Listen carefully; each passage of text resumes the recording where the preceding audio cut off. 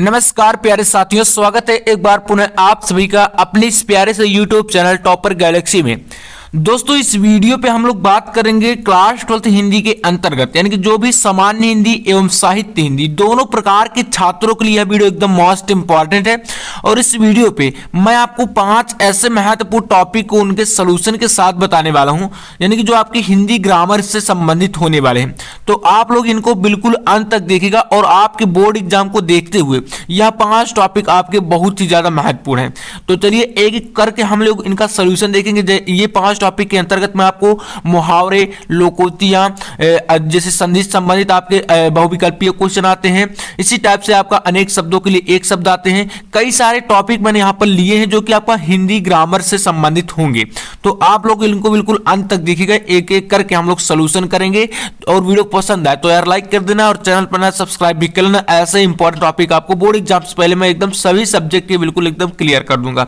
तो चलिए देखते हैं। यहां पर सबसे पहले देखिए, हमारा नंबर 1 पर आता है लोकोक्तियां एवं मुहावरों से संबंधित कुछ क्वेश्चन, ठीक है, जो कि आपके बोर्ड एग्जाम में रिपीट हो रहे हैं, है ना। ऐसे क्वेश्चन यहां पर मैंने लिए हैं। तो देखिए, वाक्य प्रयोग मैं आपको नहीं बताऊंगा, क्योंकि देखिए वाक्य प्रयोग यार अपने से आप कर सकते हैं, ठीक है। इनका आपका जैसे मुहावरा हो गया, लोकोक्तियां हो गई, इनमें से आपका क्वेश्चन होता है और इसका आपको मैं अर्थ बता दूंगा और साथ ही आपको यहां पर इनका जो है किस प्रकार से वाक्य आता है जो बोर्ड एग्जाम के लिए बहुत ज्यादा महत्वपूर्ण है, उनको बता दूंगा। तो आप वाक्य प्रयोग अपने से कर सकते हैं, इतना तो आप यार कर ही सकते हैं ना। तो चलिए देखते हैं फिर। अब यहां पर पहला क्वेश्चन क्या करा है, आंखों का तारा होना। एकदम दोस्तों मोस्ट इंपॉर्टेंट क्वेश्चन है ना, जो भी आपके बार बार रिपीट हो रहे हैं वही क्वेश्चन मैंने यहां पर लिए हैं। और ये टॉपिक के अंतर्गत जैसे एक आपका लोकोक्तियां मुहावरा है, इसमें से आपके 10 क्वेश्चन बता दूंगा। ठीक इसी प्रकार से अगला टॉपिक दूसरा होगा, उसमें 10 क्वेश्चन, यानी कुल मिलाकर मैं आपको यहां पर 50 क्वेश्चन बताने वाला हूं इस वीडियो में।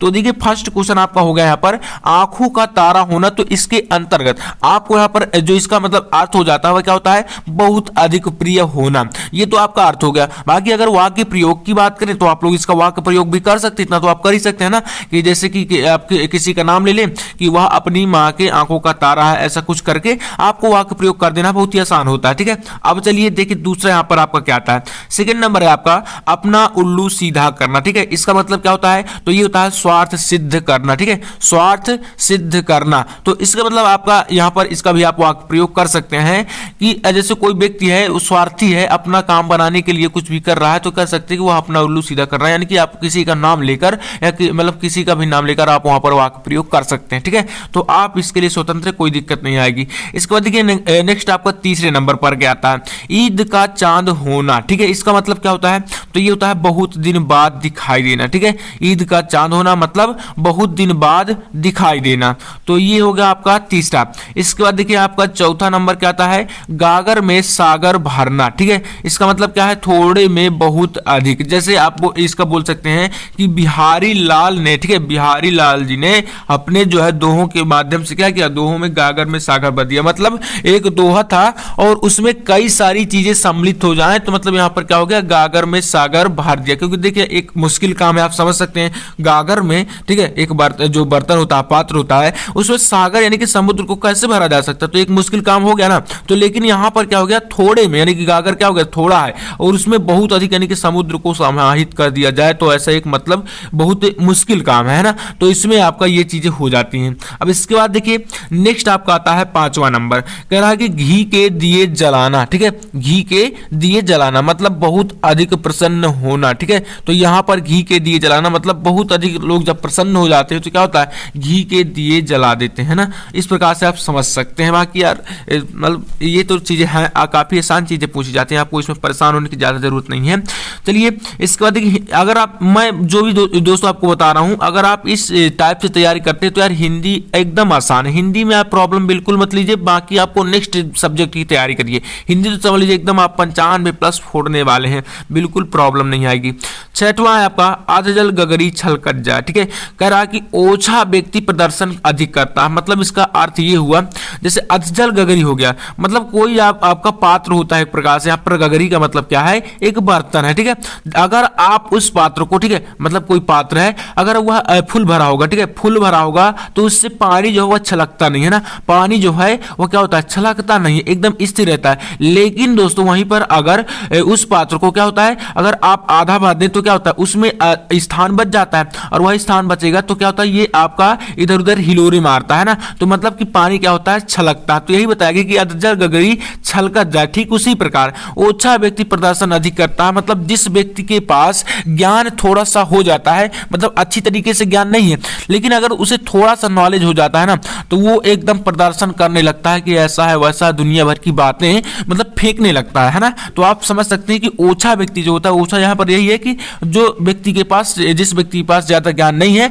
थोड़ा बहुत ज्ञान आ गया, वो क्या होता है, अधिक प्रदर्शन करने लगता है, बड़ी बड़ी एकदम फेंकता है ना। तो ये हमारा हो गया ओछा व्यक्ति प्रदर्शन अधिक करता है। ठीक है, तो ये अधजल गगरी छलकत जाए। ठीक है, अब देखिए यहाँ पर नेक्स्ट आपका क्या है, सातवां, क्या कह रहा है कि आम के आम गुठलियों के दाम। ठीक है, अब आम के आम, ठीक है, कोई व्यक्ति है आम के आम ही खा लिया और गुठलियों को भी बेच लिया भाई साहब, यहाँ पर क्या हो गया, इसका दोहरा लाभ हो गया। ठीक है, तो यहाँ पर आपका हो गया दोहरा लाभ होना।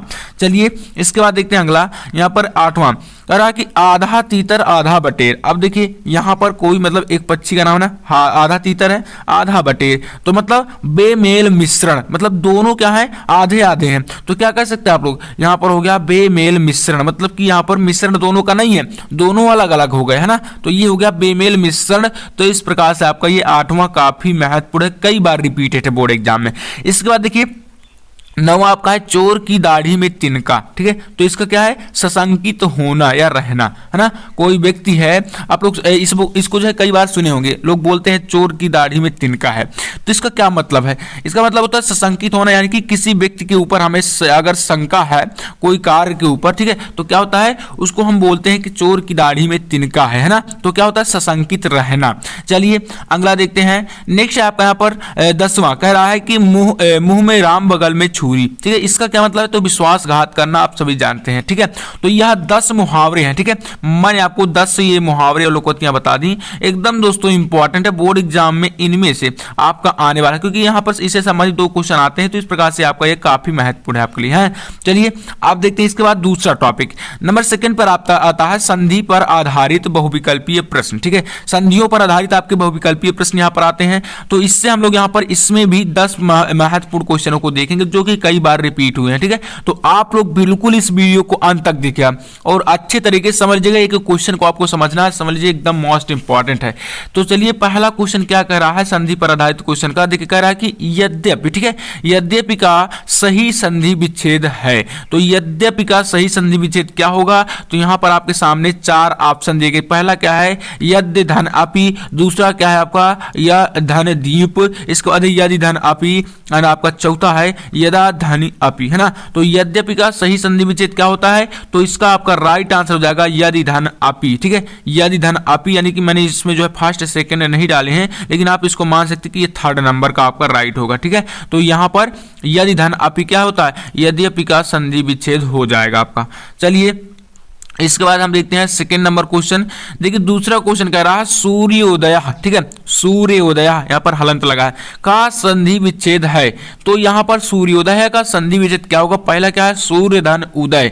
ठीक है, यहाँ पर इसमें उदय में दोस्तों यहाँ पर हलंत लगा लीजिए, उदय हो जाएगा। ठीक है, अब इसके बाद है नेक्स्ट आपका सूर्योदय, यानी कि सूर्यो धन दया, इसके बाद है सूर्य धन उदय, इसके बाद आपका चौथा है सूर्य धन उदय। ठीक है, तो यहाँ पर उदय है, यहाँ पर उदय है। ठीक है, तो यहाँ पर आपका जो राइट आंसर हो जाएगा वह आपका होगा यहाँ पर बिल्कुल सूर्य धन उदय, यानी कि इसमें हलंत। ठीक है, तो सूर्य धन उदय यहाँ पर इसका बिल्कुल फर्स्ट नंबर जो होगा बिल्कुल राइट आंसर आपका हो जाएगा, सूर्योदय का संधि विच्छेद सूर्य धन उदय हो जाएगा। चलिए बढ़ते हैं अपने अगले प्यारे से क्वेश्चन की तरफ। नेक्स्ट आपका तीसरा देखिए भाई साहब, कह रहा कि उपेंद्र, क्या कह रहा है, उपेंद्र का संधि विच्छेद है। तो इसमें आपका पहला क्या है उपधन इंद्र, इसके बाद है उपे धन इंद्र, और फिर आपका है उपे धन इंद्रा, ठीक है। तो इसमें आपका नेक्स्ट क्या है, उपधन इंद्रा। तो अब इसमें आपका राइट कौन सा होगा, तो इसमें जो आपका करेक्ट आंसर हो जाएगा वह आपका होगा उपधन इंद्रा, ठीक है। तो देखिए यहाँ पर थोड़ा सा मिस्टेक क्या है टाइपिंग में, यहाँ पर उप और धन इंद्रा, जो आपका ऊपर ये चांद बिंदी है, यहाँ पर बिंदी लगी है, ये नहीं रहेगा इस प्रकार से, उपधन इंद्रा बस आपका हो जाएगा बिल्कुल राइट आंसर, यानी कि फर्स्ट नंबर क्या होगा आपका करेक्ट हो जाएगा। थोड़ा सा टाइपिंग में मिस्टेक हो गया है तो आप लोग ध्यान दीजिएगा, उपधन इंद्रा, उपधन इंद्रा ये आपका राइट होगा, ठीक है। तो चलिए भाई साहब बढ़ते हैं अगले प्रश्न की ओर। नेक्स्ट आपका चौथा क्या कह रहा है, नयनम, है ना, नयनम का संधि विच्छेद है। तो यहां पर पहला क्या है, नय धन नम, ठीक है, नय धन नम, उसके बाद है ने धन अनम, अगला है आपका न धन एवं, इसके बाद है नह धन अनम। तो देखिए जो नयनम होता है क्या होता है, नयनम, तो नयनम का आपका जो सही संधि विच्छेद हो जाएगा वह आपका होगा सेकेंड नंबर, यानी ने धन अनम, ठीक है, ने धन अनम ये होता है आपका नयनम का सही संधि विच्छेद, ठीक है। तो यहाँ पर सेकेंड हमारा राइट होगा। चलिए बढ़ते हैं अगले क्वेश्चन की तरफ। पांचवा देखिए एकदम दोस्तों इंपॉर्टेंट मैंने सिलेक्ट किए हैं, विद्यालय, आपने इसको कई बार देखा होगा, विद्यालय का सही संधि विच्छेद होगा, पहला क्या है विद्याधन लय, विद्याधन लय, दूसरा आपका विद्याधन आलय, क्या विद्याधन आलय, इसके बाद है विद्धन आलय, और नेक्स्ट आपका विद्धन यालय, ठीक है। तो यहाँ पर इस प्रकार से आपके विकल्प आते हैं, जो कि आपका राइट होगा विद्याधन आलय, क्या होगा विद्याधन आलय, यानी कि सेकेंड नंबर आपका बिल्कुल करेक्ट आंसर हो जाएगा, विद्यालय का सही संधि विच्छेद सेकेंड नंबर। चलिए अब देखते हैं नेक्स्ट छठवां क्वेश्चन क्या कर रहा है, देखिएगा छठवां क्वेश्चन आपका है कि गायका का संधि विच्छेद है। फर्स्ट है आपका गे धन अका, सेकंड है आपका गय धन अका, तीसरा आपका गय धन इका, अगला है आपका गा धन अका, ठीक है। तो यहाँ पर जो गायका होता है भाई साहब, गायका ध्यान दीजिएगा, गायका का जो आपका सही संधि विच्छेद हो जाएगा वह आपका होगा गय धन अका, यानी कि सेकंड नंबर, ठीक है, गय धन अका, ठीक है, ये आपका राइट होगा। इसके बाद चलिए बढ़ते हैं अगले क्वेश्चन की तरफ। तो नेक्स्ट प्रश्न क्या करा देखिएगा, ध्यान दीजिएगा, करा कि नायका, ठीक है, नायका, इसी प्रकार के वर्ड आते हैं यार, आप इनको पढ़ लीजिए समझ लीजिए, बिल्कुल आपका यहाँ से संधि से क्लियर है नंबर। तो नायका का संधि विच्छेद है, नायका में पहला आप क्या है नाय धन का, ठीक है, उसके बाद है ना धन आका, अगला आपका नय धन इका, और नेक्स्ट आपका नय धन आका, ठीक है। तो यहाँ पर आपका राइट होगा नय धन आका, ठीक है, यानी कि नय धन आका आपका क्या होगा बिल्कुल करेक्ट आंसर हो जाएगा फोर्थ नंबर। इसके बाद चलिए अगला क्वेश्चन देखते हैं। तो यहाँ पर है देखिए आठवां प्रश्न, पावका का संधि विच्छेद है, पावका का संधि विच्छेद, पावक का मतलब क्या होता है अग्नि। तो इसका आपका राइट आंसर कौन सा हो जाएगा, पहला आपका है पौ धन आका, दूसरा है पा धन वका, इसके बाद है आपका पाव धन का, ठीक है, पाव धन का, इसके बाद है पो धन आका। तो इसका जो करेक्ट आंसर होगा वो आपका फर्स्ट नंबर होगा, यानी कि पौ धन आका, ठीक है, पौ धन आका, यानी कि पहला विकल्प होगा आपका करेक्ट आंसर। चलिए अगला देखते हैं, यहाँ पर 9वां नंबर है आपका सर्वेशा, क्या कह रहा है सर्वेशा का संधि विच्छेद है। तो पहला क्या है सर्वधन ऐसा, उसके बाद सर्वधन ईसा, नेक्स्ट आपका सर्वाधन ईसा, और फिर आपका है साधन उर्वेशा, ठीक है। तो यहां पर आपका जो करेक्ट आंसर हो जाएगा वह आपका होगा सेकंड, यानी कि सर्वधन ईसा, ठीक है, सर्वधन ईसा क्या होगा आपका, इसमें राइट आंसर हो जाएगा सर्वधन ईसा आपका बिल्कुल करेक्ट, सर्वेशा का सही संधि विच्छेद, तो सेकंड नंबर हमारा राइट होगा। चलिए 10वां देखते हैं भाई साहब, नंबर 10 है आपका, कह रहा है कि वधूत्सवा, ठीक है, वधूत्सवा का संधि विच्छेद है। तो यहाँ पर क्या है वधुधन उत्सवा, वधुधन उत्सवा, थोड़ा सा यहाँ पर क्या है छोटा और बड़ा ऊ का फर्क है ना, तो यहाँ पर ये चीजें डिफरेंस है। इसके बाद है वधुधन उत्सवा, वधुधन उत्सवा, तो यहाँ पर आपका करेक्ट आंसर हो जाएगा, इसमें बिल्कुल राइट आंसर आपका वधुधन उत्सवा, यानी कि जो आपका सेकंड नंबर है ये बिल्कुल आपका करेक्ट आंसर हो जाएगा, यानी कि आपका इसमें वधुधन उत्सवा बिल्कुल करेक्ट होगा। चलिए इसके बाद देखते हैं यहाँ पर अगला क्वेश्चन। तो देखिए यहाँ पर तीसरा टॉपिक क्या आ गया, तीसरा टॉपिक है विभक्ति एवं वचन पर आधारित बहुविकल्पीय प्रश्न, है ना। तो विभक्तियों एवं वचन पर आधारित भी ऑब्जेक्टिव क्वेश्चन आते हैं। तो देखिए इनमें से मैं आपको आंसर डायरेक्ट बता देता हूँ। पहला क्या है जगते, जगते में आपकी दोस्तों होती है चतुर्थी विभक्ति एक वचन, ठीक है, जगते में क्या होता है चतुर्थी विभक्ति एक वचन होता है। तो आप लोग बिल्कुल इसको रट लीजिए, एकदम ऑब्जेक्टिव में या चाहे जहां भी पूछ ले जाए कोई प्रॉब्लम नहीं, बिल्कुल आप लोग इसको टिक करके आइएगा, जगते में चतुर्थी विभक्ति एक वचन होता है।